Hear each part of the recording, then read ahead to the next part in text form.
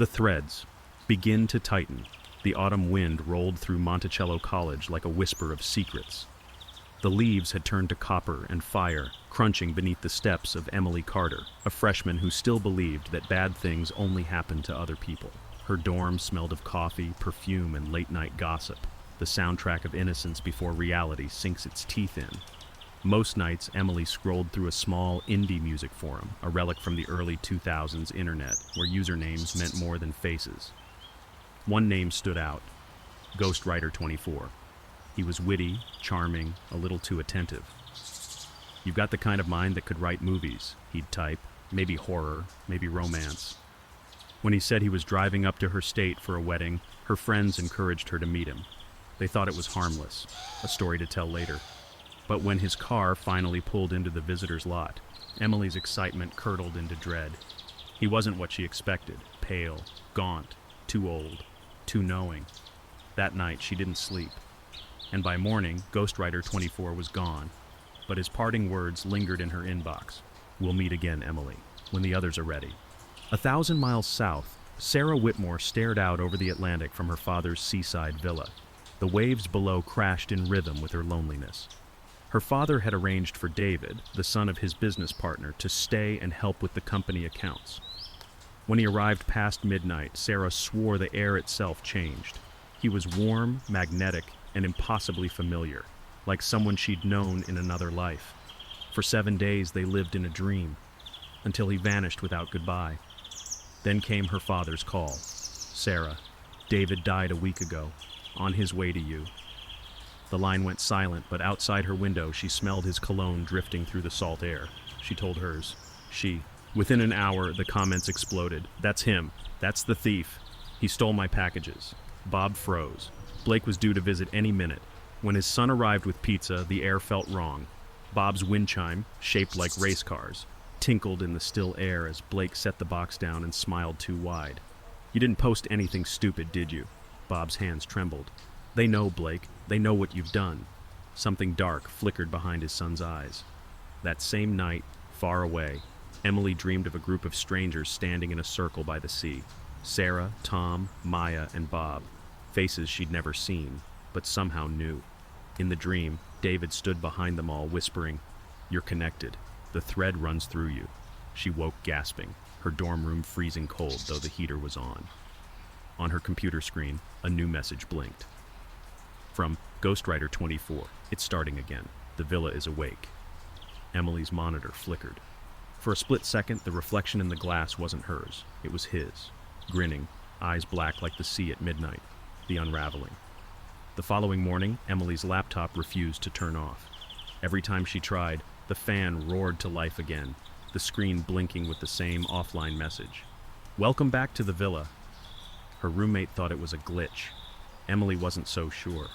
That night she dreamt again, waves pounding, a man's silhouette on a balcony whispering her name. When she woke, she found sand on her dorm room floor. Hundreds of miles away, Sarah's villa had begun to rot from the inside.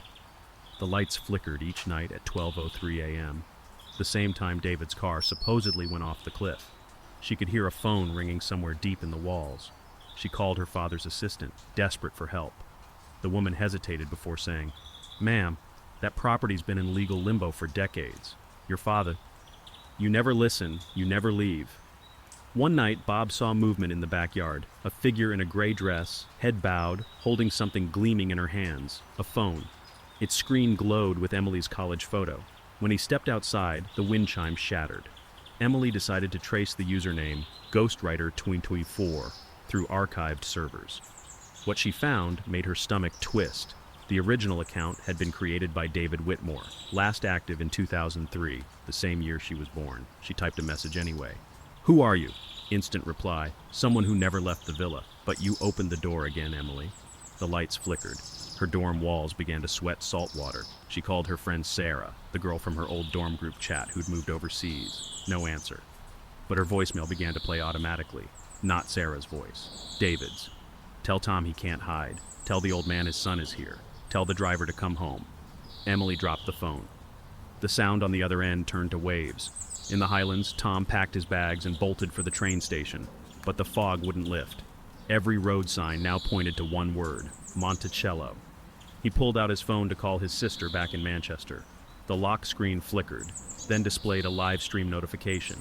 Username: Ghostwriter, 24, live.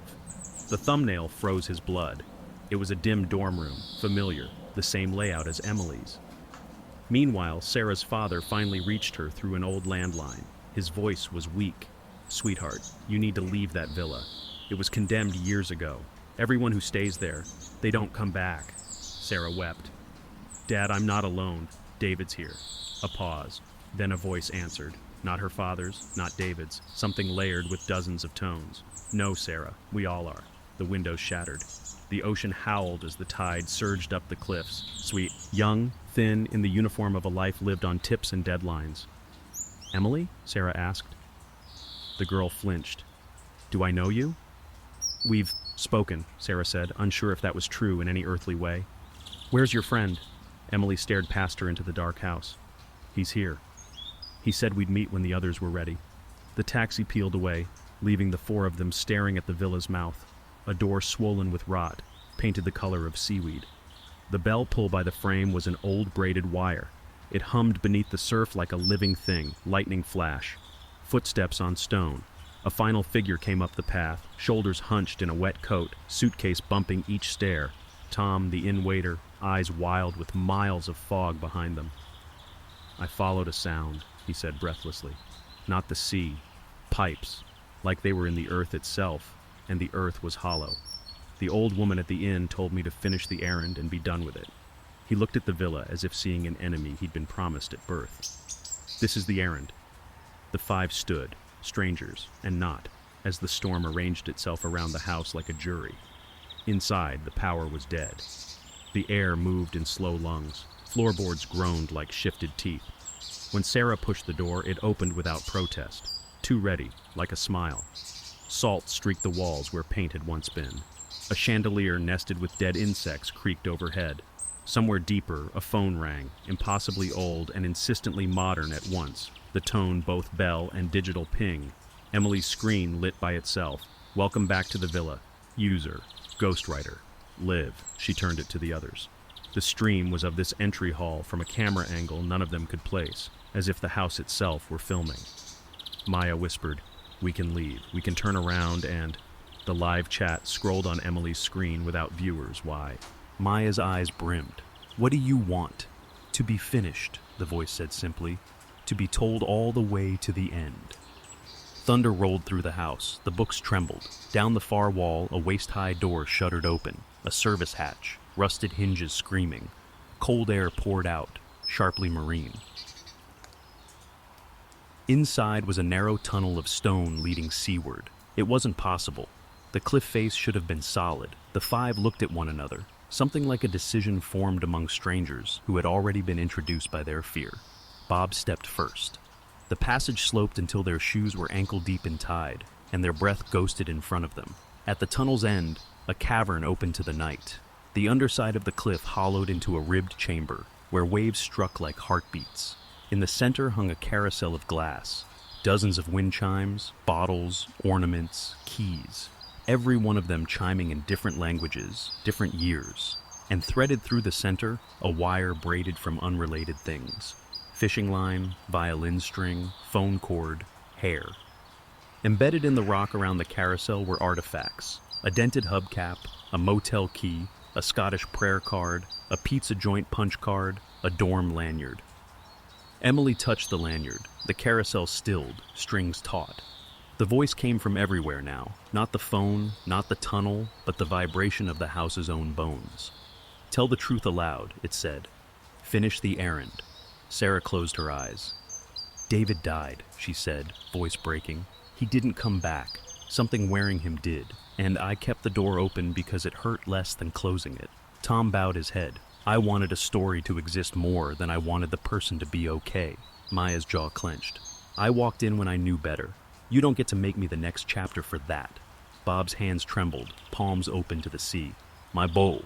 He is not what he did at his worst. And I am not the father I was at my worst. Take my silence if you must. Leave him his life." Emily swallowed, throat tight. "I wanted to be chosen. I said yes to a stranger who knew how to sound like love. I'm saying no now. Silence. Then a sound like a breath held too long being let go. The carousel spun in the opposite direction. Notes unwound themselves. The braided wire gave a single sigh. Somewhere above, timbers shifted like a great hand unclenching. Back upstairs, the ledgers bled their ink. Words unwrote. Pages turned white. Finished, the house said. It did not sound pleased. It sounded tired.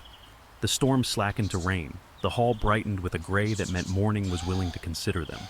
When they climbed the stairs, the front door had swollen shut again, but the side porch was clear, and the path had lost its hungry tilt. The sea breathed like any other sea. On the balcony, Sarah rehung the wind chime with hands that didn't shake. If I smell his cologne again, she said, I'll remember that grief can mimic anyone. Tom looked out across the water, as if attending a service. I'll tell the sisters the truth, he said. Not the good story, the kind one. Maya checked her phone. The GPS showed home again. A straight line to a sunrise and a shift that would be late if she didn't hurry. No more thresholds for free, she said, half to herself. Bob folded the blanket over his arm like a pennant lowered at dusk. I'll be at the courthouse when my boy stands up, he said. Empty houses don't get the last word. Emily opened her laptop. The live stream had ended. The account Ghostwriter24 showed user not found. On the blank profile, one message populated. Plain text, no flourish. You may go, but if you ever need to return, knock with your own name. They left one by one, tires crunching wet gravel. The Ville, shrinking in the rear view like a rumor. The sky pinked. The sea pretended it had never climbed the cliff. By noon, the house stood empty. Wind worried the balcony rail. In the kitchen, a refrigerator door side closed. Far below, in the cavern, the carousel barely moved. Just enough to make one small sound. A single glass car kissed another, and the faintest chime, more idea than noise, threaded the silence. Welcome back, but it stopped halfway, like a habit interrupted, like a sentence choosing mercy over an ending. By afternoon, the storm had rinsed the sky clean. As if the night were a rumor, the weather refused to repeat. The villa perched on its cliff like a house that had finally remembered how to be only a house. Emily. On the bus back to campus, Emily watched her reflection skate over the window. Her, not him. She opened her laptop with the tiny dread of a habit she no longer wanted. The forum bookmark was gone, not deleted. Gone. Like a word the browser had never learned. She typed Ghostwriter frown into the search bar anyway. Autocomplete offered nothing. Her cursor blinked on a blank document. Emily named the file My Own Door and began to write. Not a confession, not a warning, but a map of thresholds and how to keep them shut until you decide to open them. When the campus Wi-Fi hiccuped, her screen did not flicker. She smiled and kept typing. Sarah. Contractors arrived at the villa 2 days later, summoned by Sarah's father with the speed of a man trying to outrun guilt. They measured, sketched, tapped the foundations. Sound as a hymn, one said. Whatever rot you saw must have been surface. That night, Sarah walked the perimeter with a flashlight and a stubborn mercy. The wind smelled only of sea and stone. On the balcony, the race car wind chime rang once. No message, just music. She let it. She boxed David's watch, the shirt he'd worn, the notes he'd written, and labeled the carton. Loved, finished. She set it in a dry closet, not as a shrine, not as a threat, just a weatherproof corner for what had already ended. Tom. Back at the Glen Murray Inn, Tom poured tea for the Abernathy sisters and told the truest version he could manage. Not about specters with perfect timing, but about grief that impersonates voices and houses that collect unfinished sentences. Eliza listened, head lowered by years, not superstition. Kindness, she said at last, is a better story than fear. She lifted her cup with a steadier hand than he remembered. In the corridor, the air was ordinary and warm. The prayer card Tom had taken to the villa lay folded in his pocket, soft with salt and decision. Maya. On her midnight shift, Maya idled outside a tidy cul-de-sac, hazards clicking like a metronome. The customer waved from the porch and said, "You can set it down there. No pressure to come inside. No banana bread. The door stayed open, the night polite. On her dash sat a sticky note, her own handwriting. No thresholds for free. She kept the engine running, stood on the top step, and made exact change with a grin that reached her eyes. Tips were still good. Her rules were better. Bob. In a courtroom that smelled of paper and scuffed patience, Bob stood when they called his son's name. He didn't bring the wind chime as evidence or alibi. He brought water, patience, and a promise to say what happened without embroidery. When the judge asked if there were victims present, half the neighborhood rose. Bob turned and met their faces one by one. He mouthed "thank you" to the woman who had called the police that night. She nodded back. An ordinary absolution, the kind that holds the house. At low tide, the cliff's hollow belly breathed out, then in. In the labyrinth below, the glass carousel hung almost still. A single drop of seawater slid down a braided wire and fell, unremarkable as rain. The ledgers upstairs yawned on their shelves, blank where they needed to be, legible where memory had earned its ink. On the kitchen counter, a refrigerator magnet. Welcome friends, tilted until it squared itself again. The villa argued quietly with its hinges, like old bones deciding not to ache. Stinger, weeks later, in a coffee shop far from any coast. A student closed his notebook over a draft that wouldn't behave. Hipu opus. Ned a public Wi-Fi portal, and, out of habit, his cursor wandered to a tab he hadn't clicked in years. An archived message board for indie bands and late-night talkers. A single new post gleamed at the top, time-stamped 12:03 a.m. The handle was nothing special. Threadkeeper. The subject line read, "If your story's stuck, bring it somewhere, the rooms already know the ending. Doors provided." He hovered over. Reply. Then didn't. He closed the tab, opened a fresh page, and wrote his own first line. Outside, wind teased a cheap aluminum chime. It made no words, only weather.